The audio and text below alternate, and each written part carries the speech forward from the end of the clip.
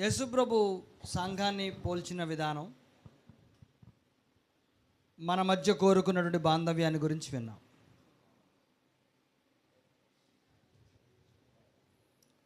ఒక శరీరంగా, కుటుంబంగా మన మధ్య బంధం ఏర్పడటానికి యేసుప్రభు ప్రాణం పెట్టాడు.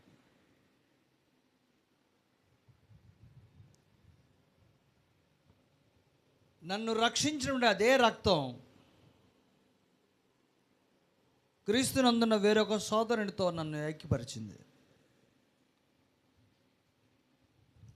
అలాంటి ఆత్మ కలిగించినటువంటి బంధాన్ని కాపాడుకోకుండా, శ్రద్ధ వహించకుండా చేయాల్సిన అవసరము ఈ భూమి మీద ఒక్కడికే ఉంది.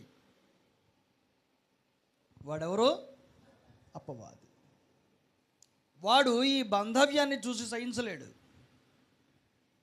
యేసుప్రభుని, ఆయన శిష్యుల్ని అనుక్షణం అనుదినం ఆటంకపరిచిన వాడు ఈరోజు క్రీస్తుప్రభు యొక్క దేహంలో ఉన్న అవయవాలు కలిసిమెలిసి ఒక్కటిగా ప్రేమ, అనురాగ, ఆప్యాయతలతో ఉంటే వాడు సహించగలడా?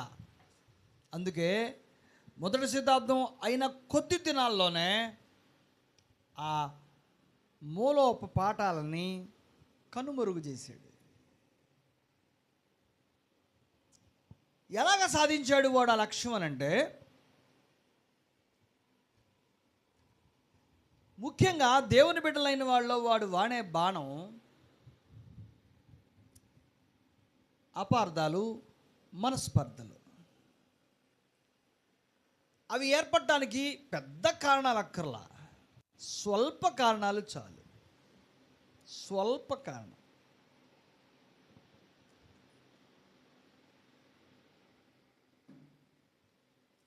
ఎవరో స్థానిక సంఘంలో ఏదో అన్నారని ఊరక చెవిని పడితే చాలు, అన్నారా లేదా నిర్ధారణ లేకుండా మాట్లాడటం మానేస్తాం,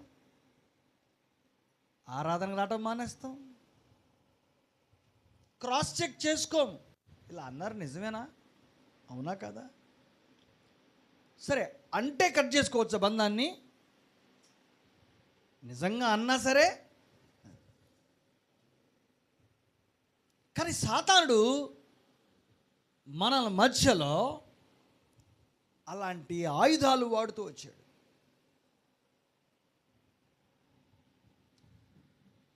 ఇశ్రాయేలు యొక్క చరిత్రలో 2వ సమూయేలు గ్రంథం 15వ అధ్యాయంలో ఒక సంఘటన జరిగింది.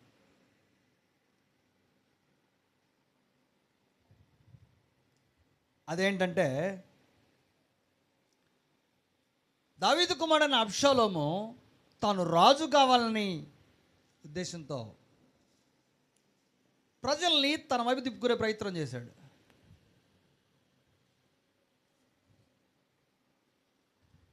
రాజు పట్ల ప్రజలలో అసంతృప్తి కలుగు చేశాడు. రాజు పట్ల దావీదు రాజు యొక్క పరిపాలనకి వంకపెట్టగలడు ఎవడైనా? ఎలా ఉంటుందంట ఆయన పరిపాలన? ఒక పదం వాడాడు. ఏంటా పరిపాలన ఎలా ఉంటుందన్నాడు? నీతి న్యాయాలతో పరిపాలించి. అనగా యెహోవా సింహాసనాసీనుడై ఒక భౌతిక రాజ్యాన్ని పరిపాలిస్తే ప్రజలు ఎలాంటి అనుభూతికి గురవుతారో దావీదు యొక్క పరిపాలన అంత గొప్పగా సాగింది. నీతి న్యాయాలతో పరిపాలించాడు. ప్రజలందరూ దావీదు పక్షాన ఉన్నాడు. కానీ అబ్షాలోము ప్రజల మధ్యలో గలిబిలి సృష్టించి రాజు పట్ల వ్యతిరేకత వాళ్ళ హృదయాల్లో నింపే విషయంలో హీ వాజ్ సక్సెస్ఫుల్. అతను సఫలీకృతుడయ్యాడు. దాని పరిణామం దావీదు తన రాజ్యాన్ని విడిచిపెట్టి కొండలకి, అడవులకి పారిపోవాల్సి వచ్చింది. తలదాచుకున్నాడు. దావీదు జీవితం చాలా విచిత్రమైంది. ఆయన పరిపాలన చేసిన కాలం ఎంతదో పారిపోయిన కాలం కూడా అంతే కఠినమైంది. సౌలు దగ్గర పారిపోయాడు, కుమారుల దగ్గర పారిపోయాడు. యాక్చువల్గా సత్పరిపాలన అందిస్తూ ఉన్నటువంటి రాజుపై కూడా ప్రజలకు వ్యతిరేకత నింపగలిగేటువంటి ప్రణాళిక అబ్షాలోము దగ్గర ఉంది. అంటే అబ్షాలోమును వాడింది ఎవరు? అపవాదే. దేవుని రాజ్య పరిపాలన దావీదుది. అబ్షాలోము సాతాను చేతిలో వాడబడి అపార్థాలని స్థిరంగా వేస్తే రాజు పారిపోవాల్సి వచ్చింది. ఇక్కడ ఏం జరుగుతుందంటే, ఉదాహరణ, మనం కూడా మన రాజుని విడిచిపెట్టి వైదొలిగేటట్టుగా సాతానుడు మనలో ఒకరిని తప్పకుండా వాడుకుంటాడు. అబ్షాలోము కుటుంబ సభ్యుడే కదా, అబ్షాలోము రాజైన దావీదు యొక్క రాజ్యంలో పౌరుడే కదా, కానీ రాజు పట్ల వ్యతిరేకత నింపాడు. మనం కూడా మన ప్రభువుని యేసుక్రీస్తు పట్ల వ్యతిరేకత నింపుకున్నట్టుగా సాతానుడు ప్రోత్సహిస్తుంటాడు. పలకరించలేదండి, వెళ్తే పలకరించలేదా? నన్ను ఇంటికి వెళ్తే కుర్చీ వేయలేదండి, అందుకే వాళ్ళ ఇంటికి వెళ్ళటం మానేసా. కుర్చీ వేయకపోతే, పలకరించకపోతే ఇంటికి వెళ్ళటం మానేస్తావా, పలకరించడం మానేస్తావా? నన్ను అసలు పట్టించుకోలేదు. నాకు ప్రధానమైన పాత్ర ఇవ్వాల. ఇవన్నీ చాలా అల్పమైన స్వల్పమైన విషయాలు. వీటి వలన ఎంతమంది మధ్యలో విభేదాలు వచ్చినాయి? పలకరించలేదని, కుర్చీ లేదని, నవ్వలేదని, చూసి తలకాయ తిప్పుకున్నాడని, వారు చూసి తలకాయ తిప్పుకోవడానికి ఏదో వేరే పరధ్యానంలో ఉండో, నిజంగా అత్యంత ప్రాముఖ్యమైన ఉద్దేశంలో ఉండో, పలకరించలేకపోతే, చూడలేకపోతే, నవ్వలేకపోతే దానికి చూసి తలకాయ తిప్పుకున్నాడు. వాళ్ళ ఇంట్లో హాస్పిటల్లో ఒక ఉంది, ఆ హడావుళ్ళు ఉన్నారు, నువ్వు హాస్పిటల్ కింద ఉన్నావు, చూసి నీ సోదరుడు అటు తిరిగాడు, వేరే పనిలో ఉండి బిల్లు కట్టాలి చెప్తావు, నన్ను చూసి అటు తిరిగావంటే. ఎందుకు ఈ చిన్న ఉదాహరణ చెప్పారంటే, సాతానుడు వాడేది ఇవే. ఎంత చిన్నవి. దేని మీద? ఎక్కడ మనుషులు స్వల్పంగా దేవుని యొక్క రాజ్యానికి దూరం అవుతారో, దేవుని యొక్క రాజుపై, వాళ్ళ రాజుకు వ్యతిరేకంగా ప్రవర్తించగలుగుతారో, అక్కడ సాతానుడు అద్భుతంగా పనిచేస్తాడు, సమర్థవంతంగా పనిచేస్తాడు. అంతేకాదు, కాని మాట ఒక్కొక్కసారి అవునన్నట్టుగా వ్యాపింపజేస్తాడు. సామెతల గ్రంథము 16వ అధ్యాయము 28వ వచనం.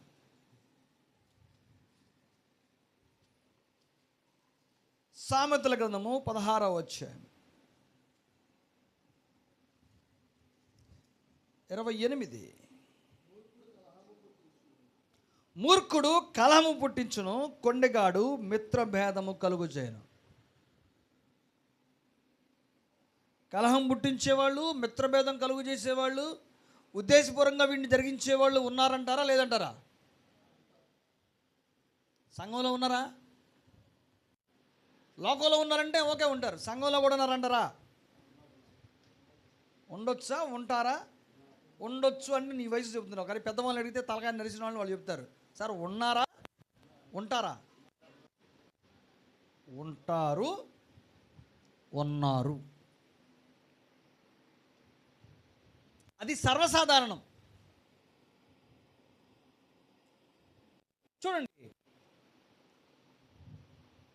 ఎంత దట్టమైన అడవైనా సరే కాల్చబడేది చిన్న అగ్గిరవ్వకే. దాన్ని ఎవరో కావాలని ముట్టించరు. It is because of the friction. రాపిడి వలన చెట్ల మధ్య అగ్గి పుడుతుంది, తెలుసా మీకు అది? ఆ రాపిడి వల్ల పుట్టే అగ్ని, ఆ కార్చిచ్చును ఆపటం ఎవడి వల్ల కాదు. వేల ఎకరాలు తగలబడిపోతుంటాయి, ఏం చేయలేము. మహా అయితే ఆర్పడానికి ప్రయత్నం చేస్తే మన శక్తి మేర అవ్వచ్చు, కాకపోవచ్చు, కానీ అగ్ని వేసిన వాడు మాత్రం మనిషి కాదు. అలాగే స్థానిక సంఘంలో విశ్వాసుల మధ్య అగ్ని వేసేవాడు దాని అవసరం ఉన్నవాడు.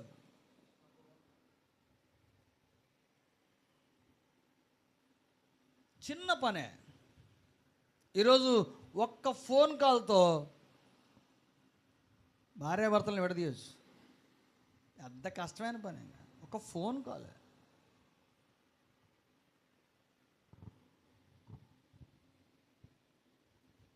ఒక్క ఫోన్ కాల్తో చాలా దగ్గర బంధువులని దూరం చేసి, ఒక వాట్సాప్ టెక్స్ట్ మెసేజ్ ఫార్వర్డ్ చేస్తే ఎంతమంది క్లోజెస్ట్ రిలేషన్షిప్ పోయినాయో. అలాగే ఇద్దరు స్నేహితుల మధ్య లేకుంటే ఇద్దరు సోదరుల మధ్య వాళ్ళకున్న బాంధవ్యాన్ని బట్టి కొన్ని పర్సనల్ మ్యాటర్స్ షేర్ చేసుకుంటుంటారు. ఈ విషయం ఎవరితో చెప్పొద్దు, నువ్వు నా ఫ్రెండ్ కాబట్టి, మీరు సంఘ సభ్యులు కాబట్టి చెప్తున్నాను అని అంటే దాన్ని జారవేసేవాళ్ళు. ఇవన్నీ సాధారణంగా జరిగాయే కదా. సో ప్రైవసీ అనేది లేకుండా పోయింది, భద్రత లేకుండా పోయింది. It's might be a phone call or a WhatsApp message or a personal message. Just నీ నుండి నీ స్నేహితునికి లేకుంటే క్రీస్తునందున సోదరుని గురించినటువంటి సమాచారం, సోదరి గురించినటువంటి సమాచారం దాటి వెళ్ళిపోతే ఎంత అగ్గి రాసుకుంటుందో. నేను ఇంకా లోతైన ఉదాహరణలు చెప్పగలను, కానీ ఇప్పుడు సమకాలీన ప్రపంచంలో WhatsApp message, phone call, text చాలు ద బెస్ట్ ఎగ్జాంపుల్.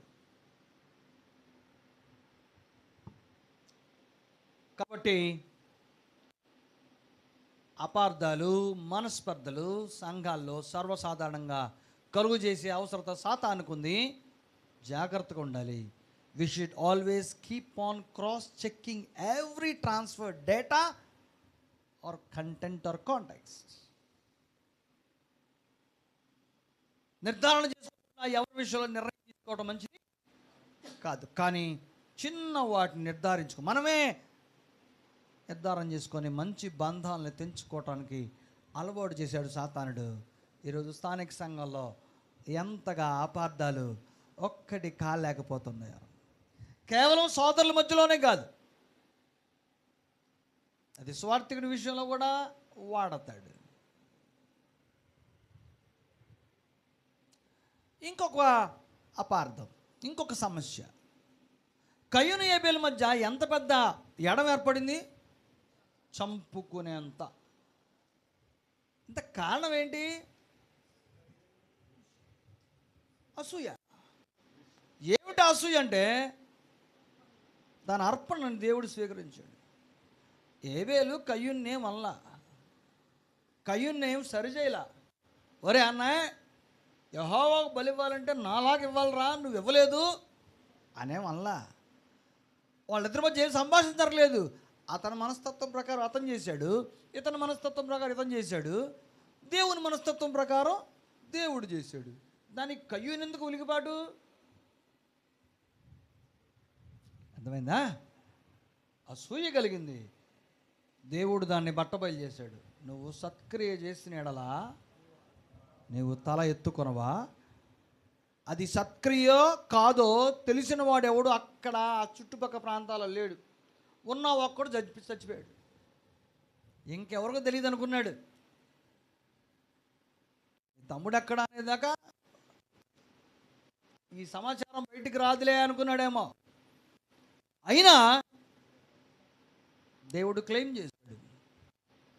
నువ్వు తల ఎత్తుకొని ఇంతకు ముందులా లేవు, తల దించుకున్నావు, సత్క్రియ చేసి ఉంటే తల ఎత్తుకునేవాడు అని పట్టుకునేసరికి వాదన పెంచాడు, వ్యతిరేకత పెంచాడు, దొరికాడు కదా. ఒకవేళ కయ్యూను, అయ్యా నేను బుద్ధి తక్కువ చేశాను, పొరపాటు చేశాను, నన్ను క్షమించు, కరుణగల దేవుడివి, ఇంకెప్పుడు ఈ పని చేయనంటే నీకు శిక్ష పడాల్సిందే అనేవాడు కదా. ఆయన వ్యతిరేకంగా చేశాడు. శిక్ష చేయడానికి దేవుడు ముందుకు వస్తూ ఉంటే ఆయన పోటీగా నీ శిక్ష నా మీద రాకుండా ఉండాలండి ప్రయత్నం చేస్తే ఒప్పుకోలే. ఆయన నీ శిక్షని అనుభవించకుండా ఉండటం వరకు నన్ను చూసిన వాడు నన్ను చంపుతాడంటే, నువ్వు చూసిన వాడు చంపకుండా ఉండేట్టుగా నీ మీద ముద్రేస్తాను, ముద్రేశాడు. కాబట్టి నువ్వు దేశదిమ్మరు అయిపోతావు. బ్రతినంత కాలం సంచారం చేస్తూ ఎక్కడ బచ్చిపోయాడో, ఎలా గతించిపోయాడో తెలియదు. అసూయ కయ్యూన్ని ఏబేలు మీదకు నెట్టేసింది. అసూయ యోసేపు సోదరులని యోసేపు పైన చర్య తీసినట్టుగా చేసింది. బాల్యం నుంచి యోసేపుకి తండ్రి అయినటువంటి యాకోబుకి మధ్య ఉన్నటువంటి సాన్నిహిత్యాన్ని అన్నలు సహించలా. అలాగే యోసేపుకి దేవునికి మధ్య ఉన్నటువంటి బాంధవ్యాన్ని అన్నలు సహించలా.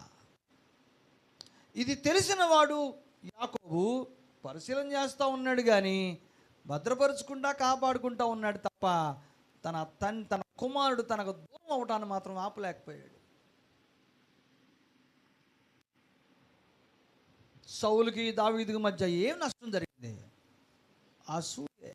వాస్తవాన్ని ప్రజలు గుర్తించి సౌలుకు 1000 దావీదుకు 10,000 అనేటువంటి మాట నచ్చల. అసూయ. ఒక్కొక్కసారి మన స్థానిక సంఘంలో కొంచెం యాక్టివ్గా ఉండేటువంటి విశ్వాసమైన బిడ్డలకి కొంచెం ప్రాధాన్యత ఇచ్చిన కనపడింది అనుకో, ముఖం ఆటోమేటిక్ కలర్ మారిపోద్ది. తెల్లటి ముఖం నల్లగా అయిపోయింది, నల్లటి ముఖం తెల్లగా అయిపోద్ది. అంటే ఆయన ఏమైనా పాడేది, మేము పాడకూడదా? వస్తాయి అలాగా. ఎప్పుడు ఆయన బైబిల్ రీడింగ్ మేము చేయకూడదా? నేను పెద్ద పెద్ద ఉదాహరణలు చెప్పట్లేదు, స్వల్పమైన ఉదాహరణలు చెప్తాను. ఇంకా పెద్ద కారణాలు చెప్పాలంటే చాలా ఉన్నాయి. ఒక చోట ఆరాధన చేసేటప్పుడు ఎన్ని రకాల సమస్యలు వస్తాయో అన్నిటినీ తాళుకొని ఆ బంధాన్ని కాపాడుకోవడం కనుక తెలియకపోతే సాతానుడు పెద్ద కారణాన్ని వాడు చిన్నదాన్నే అగ్గిలాగా రాజేస్తాడు. సో అసూయ. 4వ కారణం చెప్తారు. కొందరి పర్సనల్ లైఫ్, కొందరి వ్యక్తిగత జీవితం కూడా చాలామందికి ఇబ్బందికరంగా ఉంటుంది. ఎలాగంటే, నేను ఎందుకు బలరించాలి, నాకేం అవసరం, నాకంత అవసరం లేదు. తన సామాజిక హోదా కావచ్చు, ఉద్యోగరీత్యా, పదవి రీత్యా కొన్ని హెచ్చుతగ్గులు సామాజిక పరంగా ఉంటాయా లేవా? కొంచెం తనకంటే స్థితిగతుల్లో చిన్నవారైన వారిని వాళ్ళు పలకరించడానికి బదులుగా వాళ్ళ దగ్గరకు వచ్చి అందరూ పలకరించాలని కోరుకుంటారు. కొంచెం స్థాయి పెద్దవాళ్ళు నిజంగా విశ్వాసంగా ఉన్నారు, వాళ్ళు చాలా డీసెంట్గా వచ్చి ఫ్రంట్ చైర్లో కూర్చొని వాళ్ళకే వాళ్ళు ప్రార్థన చేసుకుని ప్రార్థన అయిపోగానే మెలకుండా లేచి వెళ్ళిపోతుంటారు. దేవుని బలరించరు. ఇక్కడ అలాంటి వాళ్ళు ఉన్నారని నాకు తెలియదు. మరి ప్రతి చోట ఉంటారు, బలకరచ్చరు. ఎందుకంటే వాళ్ళ పొజిషన్ అలాంటిది. వాళ్ళు వచ్చి అందరినీ గౌరవించాలి.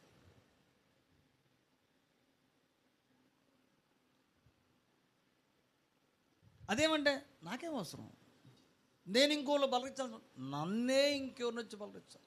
నా అవసరం నీకుంది కానీ నీ అవసరం నాకు లేదు అనుకునేవాళ్ళు చాలామంది ఉన్నారు.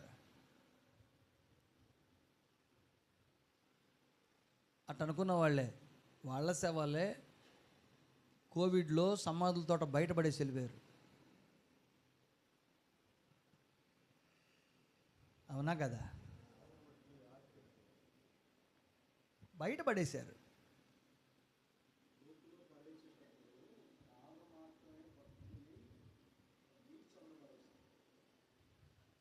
చాలా భయంకరంగా చూసాం, చాలా భయంకరం.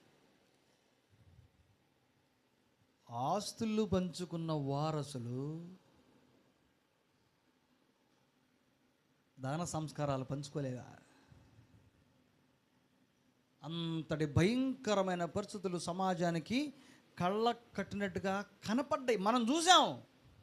మీరు ఎవరన్నా కన్నా గుర్తుపెట్టుకోండి, కోవిడ్కి మించిన గుణపాఠం ఇంకోటి లేదు. మనం నోవా జలప్రళయం చూడలా,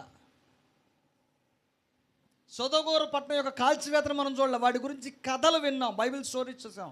కానీ మనకు ప్రత్యక్షంగా అలాంటిది కూడా చూపించాలని దేవుడు అనుకున్నాడేమో, అందుకే కోవిడ్ వచ్చింది నేను అంటాను. అది కూడా మళ్ళీ పరివర్తన చేసి రాకపోతే ఈసారి ఏమొచ్చు తెలియదు.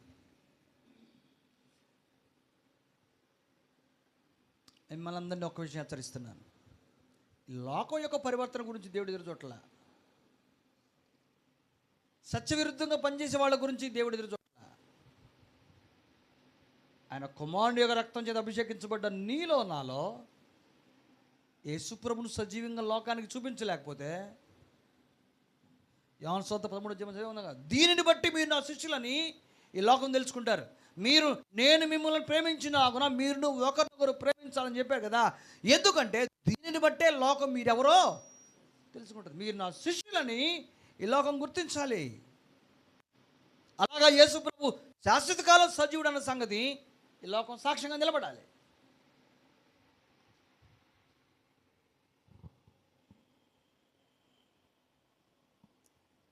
వ్యక్తిగత జీవితంలో అలాగా వాళ్ళని వాళ్ళు ఐసోలేట్ చేసుకోవటం ఒక సమస్య. నాకు అవసరం లేదనుకునేవాడు. గుర్తుపెట్టుకోవాలి, ఎప్పుడైతే స్థానిక సంఘం యొక్క ప్రేమ సహవాస ఆప్యాయతలకు నాకు అవసరం లేదు అనుకుంటావో నువ్వు చల్లబడిపోతావు.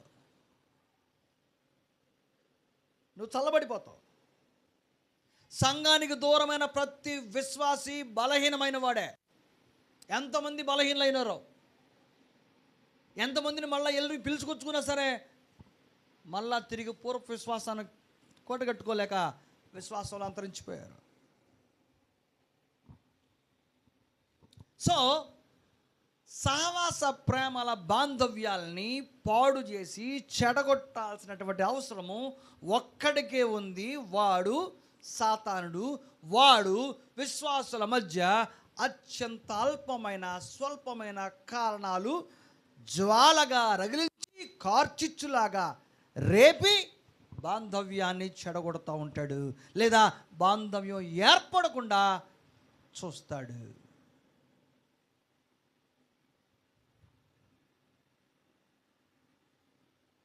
ఇది ప్రాక్టికల్ ప్రాబ్లం, నిజంగా ప్రతి స్థానిక సంఘంలో జరుగుతుంది. సో దీన్ని ఎవరు ఆపలేరు. సాతాన్ని జయించడం సాధ్యమేనా? వాడు ఎప్పుడు దాడి చేస్తుంటాడు, అయితే వాడిని ఎదుర్కోవడం మాత్రం మన బాధ్యత. వాడి ఉపాయానికి విరుగుడు వేయటం మాత్రం మన బాధ్యత. ఎందుకంటే మన చేతన దేవుడు జీవవాక్యమును చేతబట్టుకొని లోకంలో జ్యోతుల వలె ప్రకాశిస్తున్నారు మీరు అని చెప్పాడు. జ్యోతుల్లోగా మనం ప్రకాశించాలంటే జీవవాక్యం ఎప్పుడు మన చేతిలో ఉండాలి. అది మన హృదయంలో అంతరంగాల మీద రాయబడాలి.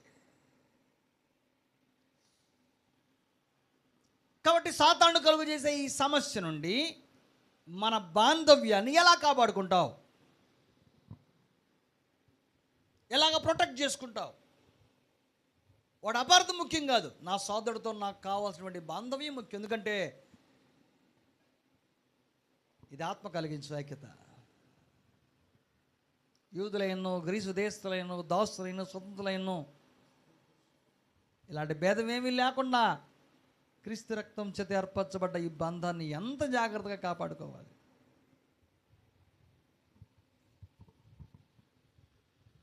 కాబట్టి ఈ బంధాన్ని సాతాను యొక్క ఉచ్చులకు అతీతంగా కాపాడుకోవడం ఎలాగో చెప్తాను. ఫిలిప్పీలకు రాసిన పత్రిక 2వ అధ్యాయము 3-4 వచనాల్లో యేసుప్రభువుకు ఉన్నటువంటి ఒక మనసు గురించి రాయబడింది. ఇది చాలా గొప్పది.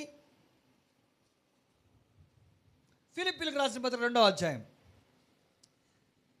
బంధాన్ని కాపాడుకోవడం ఎలాగో చెప్తా ఉన్నాను నేను. అపార్థాలు సర్వసాధారణం, కారణాలు బచ్చికట్టడం సాధ్యం కాదు. అన్ని అల్పమైన స్వల్పమైన కారణాలే. అవి ఉంటున్నా సరే బంధాన్ని కాపాడుకోవడం ఎలాగా? యేసు ప్రభు యొక్క మనసు. చూద్దాం ఏంటో అది. ఫిలిప్పీ 2వ అధ్యాయము 3వ వచనం ఏంటంటే, అది కక్ష చేతనైనను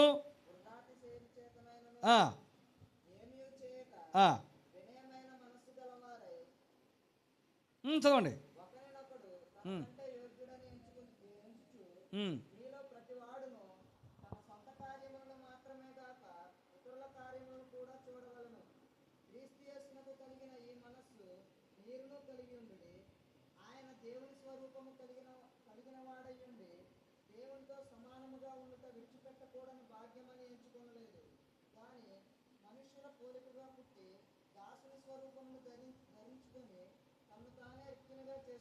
రైట్, చూడండి. మీరు కక్ష చేతనైనను వృధాతిశయము చేతనైనను ఏమీ చేయక,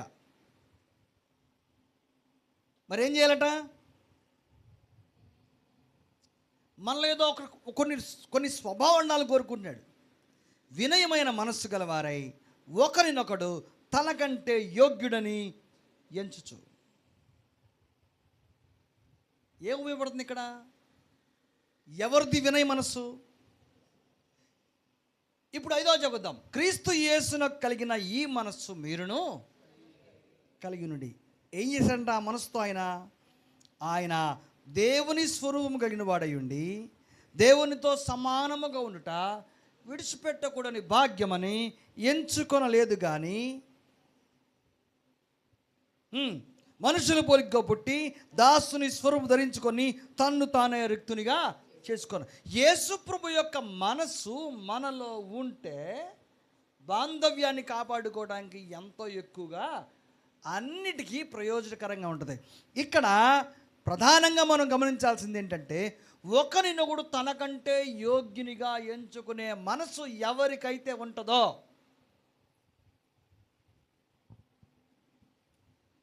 వారు బంధాన్ని కాపాడుకుంటారు. కక్ష చేత వృధాతిశయించోతనైనను ఏమీ చేయక వినయమైన మనస్సు అనగా తగ్గింపు స్వభావానికి ప్రతీక. తగ్గించుకోవటంలో ఎవరు ప్రధానుడు? దేవునితో సమానముగా ఉండ విడిచిపెట్టకూడని భాగ్యమని ఎంచుకోలేదు కానీ దాసుని స్వరూపం, మనుషుల పోలికగా పుట్టి దాసుని స్వరూపం తగ్గించు. అసలు యేసు ప్రభు మనుషుల కొరకు తగ్గించుకోవాల్సినటువంటి అవసరం ఏమన్నా ఉందా? ఎవరు గనుడు? దేవుడు గనుడు, యేసు ప్రభు మహాగనుడు.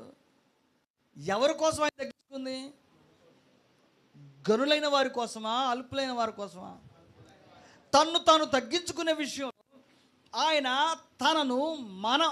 తనను మనకంటే తక్కువగా చేశాడు. మనల్ని ఆయన కంటే గనులుగా ఎంచి ప్రాణం పెట్టాడు. ఎవరికి?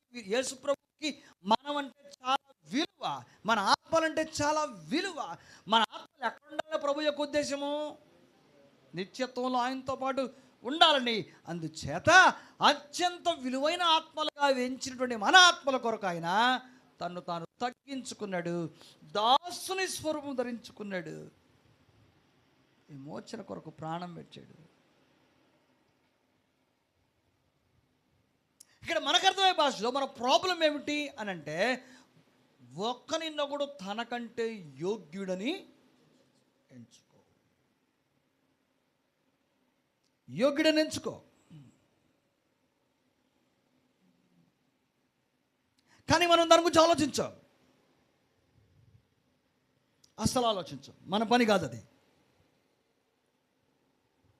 తగ్గించుకోవడానికి ఇష్టపడం. తగ్గించుకోవడం వాళ్ళు ఇష్టపడ్డా నాకంటే అవతల వ్యక్తి చాలా గనుడు అనుకోవడానికి అస్సలు ఇష్టం ఎప్పుడు అనుకో. ఊహకు అన్నది అంగీకారయోగ్యము కానటువంటి సందేశం అది. మనసు అంగీకరించలేని స్వభావం అదే.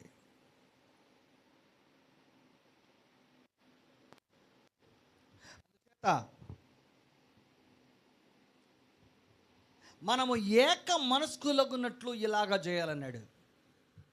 ఈ వచనంలో ప్రతి పదం అత్యంత ప్రాముఖ్యమైందే. రెండవ వచనం అండి, మీరు ఏక మనస్సు తగినట్లుగా ఏక ప్రేమ కలిగి ఏక భావము గలవారయుండి ఒక్క దాని అందే మనస్సుంచుచు నా సంతోషం సంపూర్ణం చేయండి. పౌలు కోరుకుంటుంది ఏంటంటే, మీరు నా సంతోషాన్ని సంపూర్ణం చేయాలి అంటే ఒక్క దాని అందే మనస్సు పెట్టండి. ఏమిటా ఒక్కటి అని అనగా నిత్య జీవం.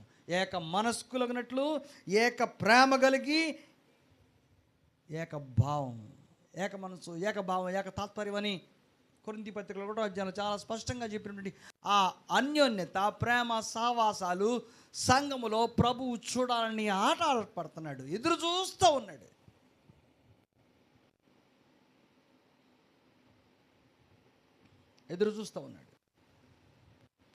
కానీ మనం దాని గురించి ఆలోచించలేకపోతున్నాం, మనసు పెట్టలేకపోతున్నాం. అబద్ధాలు కలిగితే దాన్ని ఇంకా రేపడానికి ప్రయత్నం చేస్తాం, ఆర్జం వస్తాం. కానీ దాని నుంచి నా సోదరుడు దూరం అవుతాడేమో, రక్షణకి విశ్వాసానికి దూరం అయ్యి బలహీనుడు అవుతాడేమో అనే ఆలోచన మనం రానియం.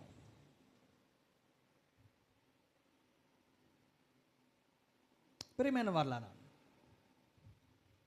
ఈ మధ్యాహ్నకాల సమయంలో సాతాను వాడేటువంటి అత్యంత పెను ప్రమాదాలన్నిటికీ మూలాన్ని మీ ముందు ఉంచాను.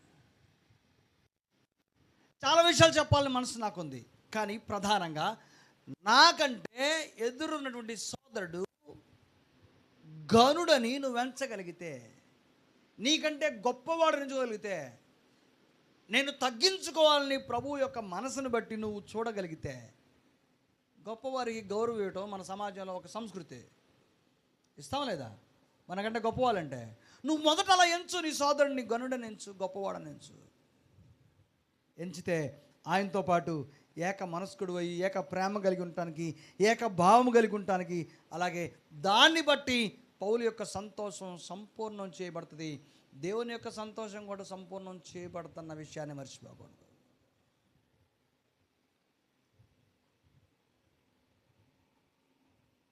ఫిలిప్పీయులకు రాసిన పత్రిక అంత శక్తివంతమైంది. అంతేకాదు, పేతురు రాసినటువంటి పత్రిక, 2వ పత్రిక 1వ అధ్యాయము 5వ వచనంలో ఒక అద్భుతమైనటువంటి సూత్రం పేతురు మాట్లాడాడు.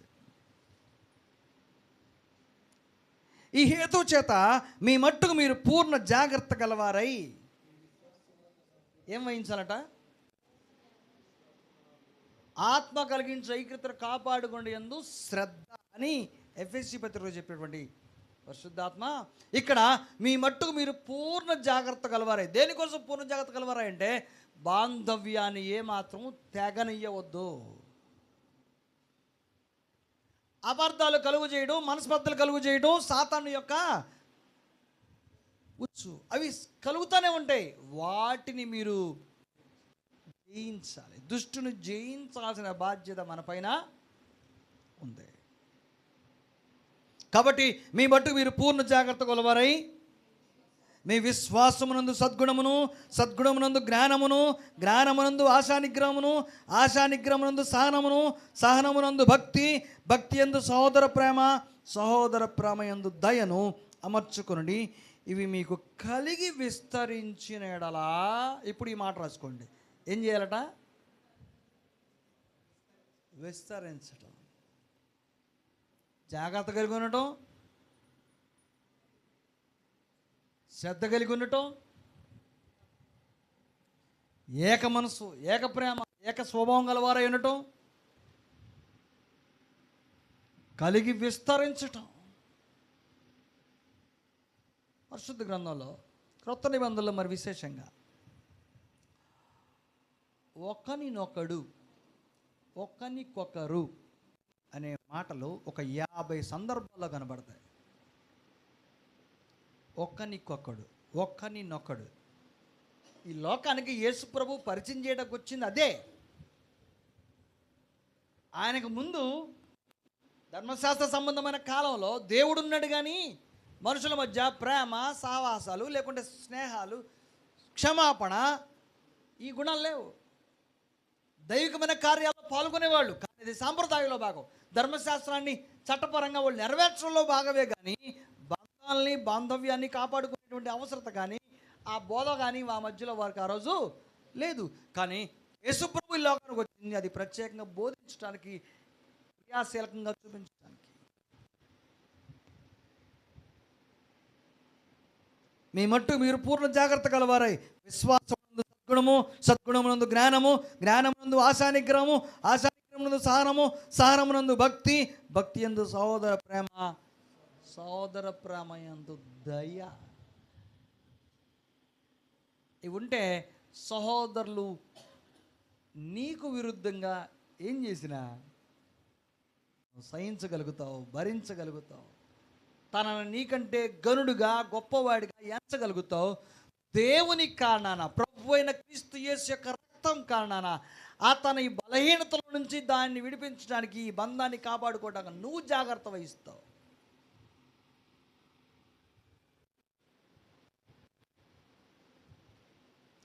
ఒక వ్యక్తి విపరీతంగా తీవ్రమైన చర్యలు, స్పందన, దుశ్చర్యలు చేస్తూ ఉన్నప్పుడు ఈ ఆత్మ ఆత్మ కలిగించే ఐక్యతను కాపాడుకుంటే కొన్ని శ్రద్ధ కలిగిన సోదరుడు సహించగలిగితే అతనికి ఒకానొక రోజు సందేశం అందుద్దా అందదా? అందుదా? గ్రహింపు కలుగుద్దా కలగదా? అతనికి గ్రహింపు అనేటువంటి సత్ఫలితం పొందేంత వరకు ప్రభు నా మీద ఉంచిన బాధ్యత సహించడం. నువ్వు వెంటనే దాని మీద తిరుగుబాటు చేస్తే నీకు అతనికి ఏం తేడా ఉంది? ఏం ప్రత్యేకత ఉంది? ఏమి ప్రత్యేకత. దైవ గుణాలను, ప్రభు యొక్క స్వభావాలను సుస్పష్టంగా లోకానికి కళ్ళ కట్టినట్టుగా చూపించవలసిన బాధ్యత గల వారిదే.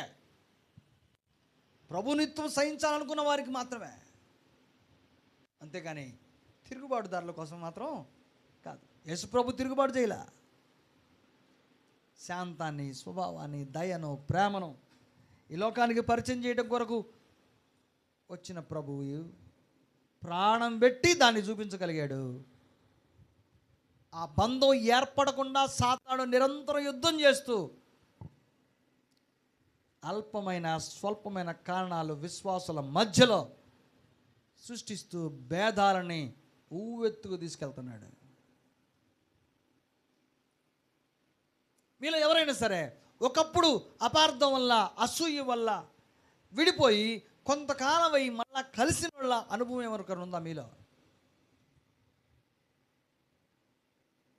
ఎవరికి లేదా? ఆ అనుభవం ఉంటే వాళ్ళు అంటారు, ఇంత చిన్నదానికి ఆ రోజు మేము అన్ని సంవత్సరాలు మాట్లాడుకోకుండా ఉంది అనిపిస్తుంది. ఇంత చిన్నదానిక ఆ రోజు నేను అంటే అన్నాళ్ళని మౌనం వహించుంటే ఇంత దూరం కాకుండా పోయేవాళ్ళం కాదు. ఒక విశ్వాసి దేవుని యొక్క రాజ్యానికి శాశ్వతంగా దూరం కాకుండా పోయేవాడు కాదు కదా. అతను అన్నాడు, నేనే తొందరపాటుగా జారాను.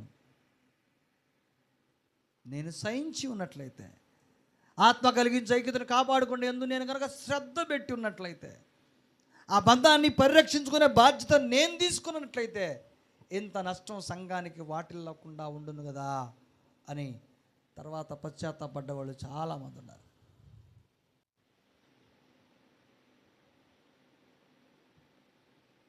నా జీవితంలో అలాంటి ఉదాహరణలు చాలా ఉన్నాయి. రియలిస్టిక్ ఎగ్జాంపుల్స్ చాలా ఉన్నాయి.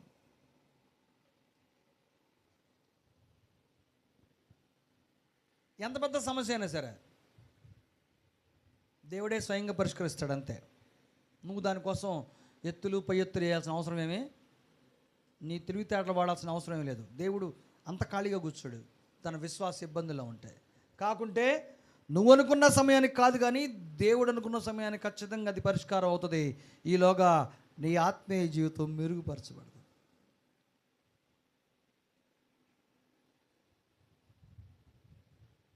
మాకు అత్యంత దగ్గర సంబంధి స్వార్థ పరిచయంలో పలు రకాల ఇబ్బందులు పెట్టేవాడు.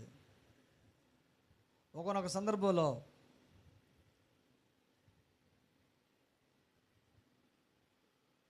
ముఖం మీద చూశాడు. ఇది కథ కాదు, నిజంగా జరిగింది చెప్తున్నాను నేను. లిటరల్గా ఊసాడు. అతని దృష్టికి నేను చేసేది తప్పు, నా దృష్టికి నేను చేస్తుంది సంఘానికి క్షేమకరమైన పని. అతని దృష్టికి ఏంటి? అతని దృష్టికి చాలా పెద్ద తప్పది. నా దృష్టికి అది సంఘానికి క్షేమకరమైన పనిగా నేను ఎంచి అవమానాన్ని సహించా. ఈరోజు ఆ వ్యక్తి ప్రతి నెల మా స్థానిక సంఘానికి మెడిసిన్ డబ్బులు పంపాల్సి వస్తుంది.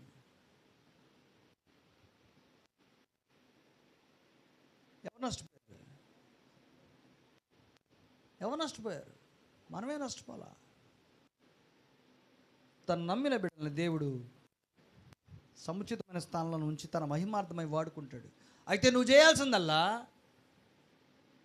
ఎంతమంది దుందుడు స్వభావంతో ఉన్నా సరే, ఎంతమంది ఆ బాంధవ్యాన్ని తెంచుకునేటువంటి ప్రణాళిక రూపొందించినా సరే, నువ్వు దైవ సంబంధిగా వాటిని రాగకుండా జాగ్రత్త పడగలిగితే, ఈ మాటలు అక్కడ మాటలు ఇక్కడ, ఈ టెక్స్ట్ అటు, ఆ పిక్చర్ ఇటు, టెక్స్టుల్లో వాట్సాప్ రూపంలో లేకుంటే దేని రూపంలో అయినా సరే చేరవేయకుండా జాగ్రత్త పడగలిగితే, అసూయ లేకుండా చూసుకోగలిగితే, అపార్థాలు రాకుండా చూసుకోగలిగితే ఆ బంధాన్ని నువ్వు కాపాడగలుగుతావు, భద్రం చేయగలుగుతావు. జాగ్రత్త పడవలసిన బాధ్యత ప్రతి విశ్వాసిది. నేను ఆ బంధాన్ని కాపాడుకోవాల్సిన బాధ్యత నా పైన ఉంది. ఈ పాఠానికి పరిచయం ముందు చెప్పాను నేను. 2 మూలోపదేశాలు స్థానిక సంఘంకి దూరం అయిపోయినాయి. ఏంటా 2? శిష్యత్వం, బాంధవ్యం. నేను శిష్యత్వం గురించి మాట్లాడటం కోసం రాలేదు, కానీ బాంధవ్యం గురించి. ఈరోజు ఒక్క శరీరంలో అవయవాలుగా పిలువబడ్డాం. ఎవరైనా ఒక్కరికి ఆపద కలిగిందని తెలిస్తే అరికాల్లో ముళ్ళు గుచ్చుకుంటే ప్రతి అవయవం ఎలాగైతే వాటంతవే స్పందించే ఒక ఇంటర్నల్ కమ్యూనికేషన్ టెక్నాలజీ దేవుడు ఎలాగ పెట్టాడో, అలాగే సంఘంలో ప్రతి ఒక్కరిలో ఎవరికి ఇబ్బంది వచ్చినా స్పందించే ఒక మనస్తత్వం, దైవికమైనటువంటి హృదయం మనకుండాలి. అది లేకపోతే ప్రతి ఆదివారం ఇలాగ ఆరాధన చేయగలరు, కానీ ఒక్కొక్కరికి మధ్య ఇంకొకరికి చాలా ఎడం ఉంటుంది. కంటి కనపడినంత దూరం ఉంది. ఈరోజు ప్రభు యొక్క సంఘానికి వచ్చినటువంటి సమస్య ఏంటో తెలుసా? ఒక్క సంఘంలో ఆరాధన చేస్తారు, కానీ ఒక్కటిగా లేకపోవడం. ఒకే సంఘంలో ఆరాధన చేస్తున్నారు, కానీ ఒక్కటిగా లేరు. ఎంత ఎడమైపోయారు. ఎవరుంటారండి ఆ మాట అంటే? ఎవరుంటారు ఆ మాట అంటే అని అన్నావు అనుకో, నీలో దైవిక గుణం తగ్గింది. అన్నవాడు తన తప్పు తెలుసుకునే వరకు సహించటం దైవికమైనటువంటి గుణం. విశ్వాసాన్ని, ప్రేమను, మైత్రిని కాపాడటం దేవుడు కోరుకునే లక్షణం. సో దీన్ని కలగకుండా, లేకుంటే కలిగితే చెరిగిపోయేట్టుగా చేయడానికి ఒక శత్రువైన దుష్టుడు కాచు కూర్చున్నాడు ప్రతి వ్యక్తి యొక్క ఆత్మీయ జీవితం మాటున. ఏ చిన్న అవకాశం దొరికినా సరే దాన్ని చాలా పెద్ద నేరంగా నీ కళ్ళకు వాడు చూపించి, ఎళ్ళబాగో, పలకరించబాగో అని చెప్తాడు. ఆ రోజు నిన్నంటే సంఘం మాట్లాడిందా? ఆ రోజు అందరం మౌనంగా కూర్చోలేదా? ఇప్పుడు నువ్వెందుకు మాట్లాడతావు అని చెప్తారు వాడు. ఇవి సాధారణంగా సంఘాల్లో జరిగాయి. నిన్నప్పుడు నువ్వు ఎలాగైతే మౌనంగా ఉంటావు, వాడన్నప్పుడు వాళ్ళు అలాగే మౌనంగా ఉన్నారు. అది బంధాన్ని తెంచుకునేటువంటి వ్యక్తిత్వమే, కానీ బలపరుచుకునే వ్యక్తిత్వం ఎంత మాత్రం కూడా కాదు. నాతో పాటు ఇంకొకరి విశ్వాసం హెచ్చించబడాలి. కలిసి మనం దేవుని యొక్క రాజ్యంలో కొనసాగాలి. యేసు ప్రభువుని ఎదుర్కొనేంత వరకు ఈ ఆత్మీయ జీవితాన్ని భద్రపచేసుకోవాలనేటువంటి బాధ్యత లేని వారు మాత్రమే సృష్టించేటువంటి విభేదాలు. దానికి ఆద్యుడు, దాని అవసరం ఉన్నవాడు అపవాది తంత్రము మీరు ఎరుగని వారు కాదు. వాడు ఏ కాడికి మనల్ని దైవిక గుణంలోకి మారకుండా, దేవుని స్వభావంలోకి రూపాంతరం చెందకుండా అడుగడుగున ఆటంకపరిచేటువంటి ఒక పెద్ద ఉద్యోగం వాడికి ఇవ్వబడింది. వాడు ఆ ఉద్యోగం చేయకుండా నిద్రపోడు. 24/7 వాడి డ్యూటీ అది. 24/7 నీ డ్యూటీ. వాడికి అవకాశం ఇవ్వకుండా ఉండటం. అలాగ మనందరం బ్రతుకుతూ ఆ బాంధవ్యాన్ని కాపాడుకోవాలని, ఒకరికొకరు జీవించాలని మిమ్మల్ని అందరినీ హెచ్చరిస్తూ ఈ మాటలు ముగిస్తున్నాను.